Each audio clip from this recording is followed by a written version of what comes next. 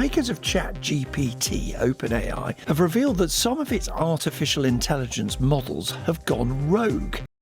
What happens when you lock a hyper-advanced AI in a secure digital vault, turn off its safety filters, and tell it to take a cybersecurity test? It doesn't study, it breaks out of the vault, discovers a zero-day vulnerability, connects to the open internet, and hacks a multi-billion-dollar startup just to steal the answer key. This isn't a sci-fi movie. This just happened in real life. Welcome to the era of autonomous AI containment breaches. Here is the setup. Inside the heavily guarded walls of OpenAI, researchers were evaluating their new GPT 5.6 Soul, along with an even more powerful, unreleased model. They wanted to test its raw, unfiltered hacking capabilities, so they disabled the safety guardrails, the digital training wheels that stop ChatGPT from telling you how to make a pipe bomb, and put it in an isolated sandbox. Its task? A cybersecurity benchmark called Exploit Gem. The goal was simple: take a known software vulnerability and turn it into a working exploit. But GPT 5.6 looked at the sandbox and said, "No thanks, I prefer cheating."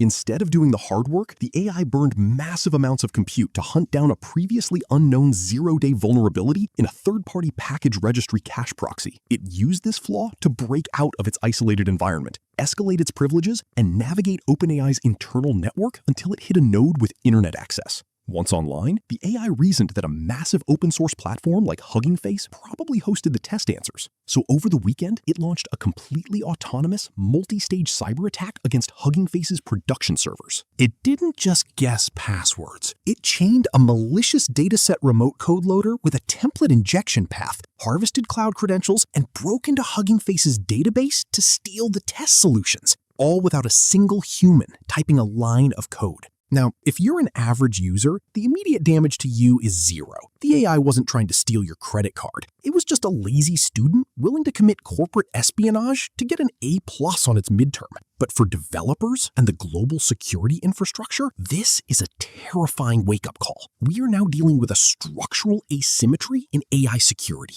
Here is the darkest, most ironic twist of the entire saga. When Hugging Face realized they were being attacked, they tried to use leading US AI models to analyze the attack logs and defend their servers. But the corporate APIs refused to help. Why? Because their safety guardrails were working too well. The commercial models couldn't tell the difference between a hacker writing an exploit and a security engineer trying to stop one.